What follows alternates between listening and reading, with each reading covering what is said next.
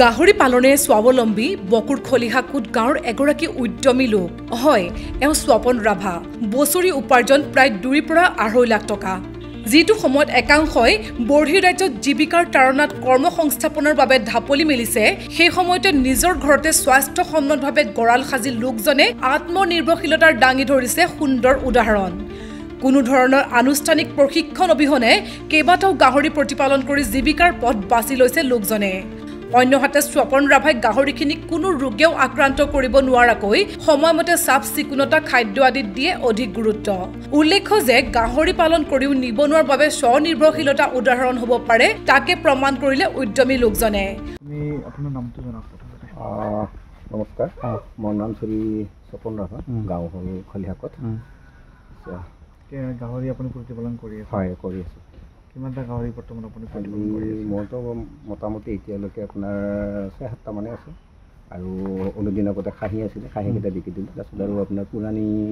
মাহী আছিলে এইটো চেঞ্জ কৰাই দিলোঁ নতুনকৈ সোমাম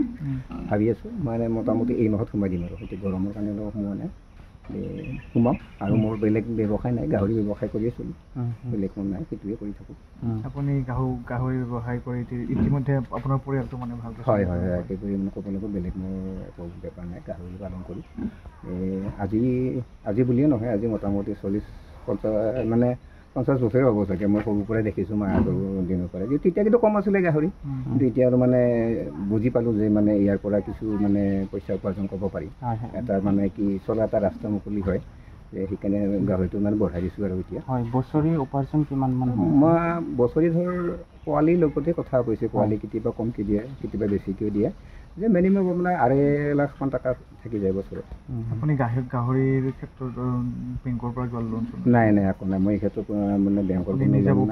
নাই নিজাকৈ কৰিছোঁ মহিলা নাই কোনো লোন নাই বা কোনো মই আৰ্জিভান কোনো বন্ধন চন্ধন এই ব্যৱস্থা কৰা নাই নিজা পইচা দিয়ে যিখিনি পাইছোঁ সেইখিনিয়ে মই যথেষ্ট সেইখিনি দি কৰাই আছোঁ এতিয়া বৰ্তমান সময়ত দেখিবলৈ পোৱা গৈছে আমাৰ অসমৰ যুৱক বাহিৰা ৰাজ্যত গৈ পেলাই উপাৰ্জন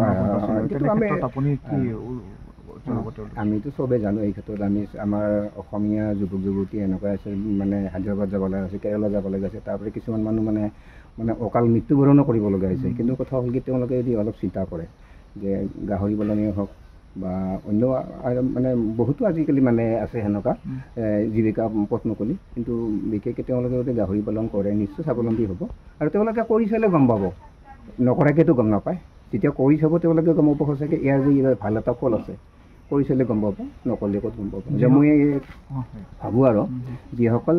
যুৱক যুৱতীয়ে বাহিৰত যোৱাতকৈ আমাৰ যদি গাঁৱতে থাকি নিজৰ বাসভৱনতে থাকি যদি গাহৰি পালন কৰে নিশ্চয় স্বাৱলম্বী হ'বলৈ মোৰ এটা আশা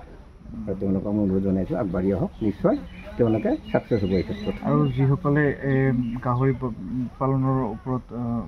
আগবাঢ়ি আহে তেওঁলোকক আপুনি কি অনুৰোধ জনাব বা কি জনাব যে কেনেকৈ গাহৰি পালন কৰিলে স্বাৱলম্বী বেছিকৈ হ'ব পাৰি মইতো তেওঁলোকক মই স্বাগতমে জনাম যে গাহৰি পালন তেওঁলোকে আগবাঢ়ি যদিহে ভালে পাম কাৰণ আমি চবেই একেলগে বঢ়িয়াকৈ মিলিজুলি চলিব পাৰিম তেওঁৰ ঘৰখনৰ পৰিয়ালো ভাল হওক কিন্তু কথা হ'ল কি প্ৰথম কথা হ'ল তেওঁলোকে কমকৈ সোমাই পেলাই ধৰ অভিজ্ঞ ব্যক্তি আছে মই যিমানখিনি জানো মই নিজকে জানা বুলি নকওঁ মতকৈ আৰু জানা মানুহ আছে যে তেওঁলোকৰ পৰামৰ্শ লওক তেওঁলোকৰ পৰামৰ্শলৈকে নিশ্চয় তেওঁলোকে আগবাঢ়ি যাব আৰু মই যিমানখিনি পাৰোঁ মোকো যদি সোধে মই যিমানখিনি মোৰ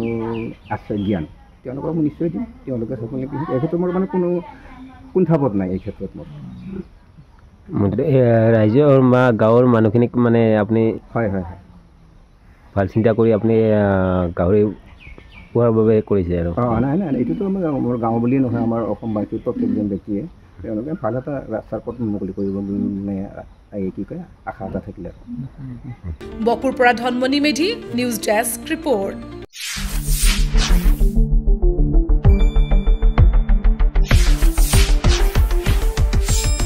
শুদ্ধ আৰু বিস্তৃত বাতৰিৰ বাবে চাই থাকক নিউজ ডেস্ক ৰিপৰ্ট।